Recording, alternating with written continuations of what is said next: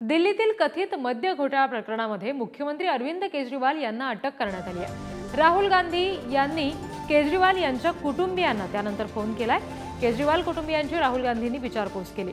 आज ईडी केजरीवालांना विशेष न्यायालयासमोर हजर करणार आहे। तर आपल्याला झालेल्या अटकेविरोधात केजरीवालांनी सुप्रीम कोर्टात धाव घेतली आहे आणि त्यांच्या याचिकेवर आजच सुनावणी होणार आहे अशी माहिती समजते।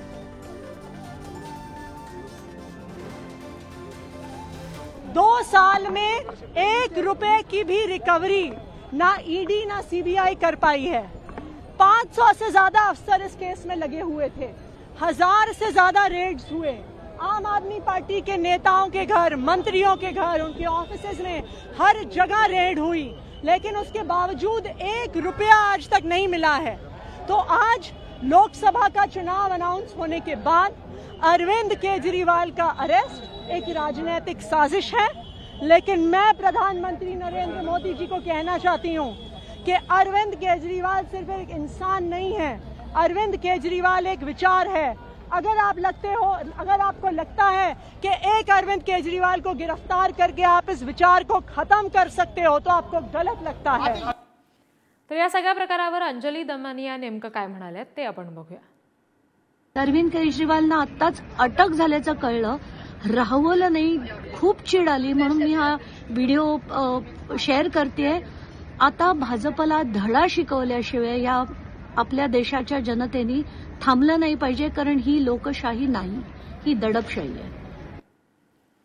तर या सगळ्या संदर्भात आणखी तपशील जाणून घेऊयात। आमचे प्रतिनिधी दीपक आहेर सध्या आपल्याशी जोडले गेलेले आहेत। दीपक, राहुल गांधींनी कुटुंबियांची चौकशी केलेली आहे केजरीवालांच्या असं समजतंय, त्यांची विचारपूस केली आहे। काय तपशील आहे, नेमकं काय बोलणं झालं कळू शकलेत का?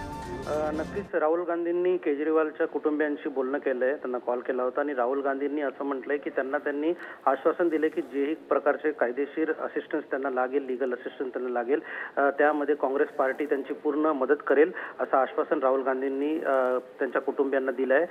काल संध्याकाळी जेव्हा ईडीचे 12 अधिकारी केजरीवाल यांच्या घरी पोहोचले होते तेव्हा त्यांना तिथे समन केलं आणि समन केल्यानंतर ते 2 तास चौकशी केल्यानंतर त्यांना अटक करण्यात आलेली आहे। त्यांच्या अटकेनंतर देशभरातून विविध पक्षातून, विरोधी पक्षातून जे नेते आहेत त्यांच्या प्रतिक्रिया येत आहेत आणि सगळे जे नेते आहेत ते ह्या बीजेपीच्या किंवा ईडीच्या मागे बीजेपीचा हात असल्याचं सांगत आहे आणि भारतातली लोकशाही संपवायचा बीजेपीचा कट असल्याचे आरोपही वारंवार बीजेपीवर केले जात आहे।